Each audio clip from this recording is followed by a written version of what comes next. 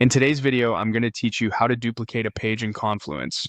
By the end, you'll know exactly how to create a copy of an existing page and place it in the right spot in your workspace without losing your way. First, open Confluence and sign in so you land on your home or recent work area.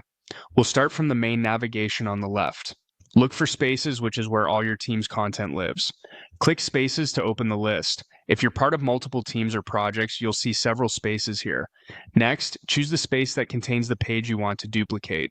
This ensures you're searching in the right place and working with the correct content. Click the space name to open it. You'll now see the space's overview and navigation. From here, find the page you want to copy. The quickest way is to use the search within the space. Type a few keywords from the page title and scan the results until you see the exact page you need. This helps avoid copying the wrong version, especially if your team has similarly named pages. When you find the page, look for the three dots or the More Actions menu next to the page title in the list or header. Click the three dots to open the menu, then choose Duplicate. This option creates a new page with the same content as the original, which is handy for templates, recurring reports, or standardized processes. A dialog will appear asking where to put the copy. Select the destination space if you want the duplicate to live somewhere else, or leave it as is to keep it in the same space. Then choose the parent page. The parent determines where your copy will sit in the page tree, so pick the section that makes the most sense for your team's structure.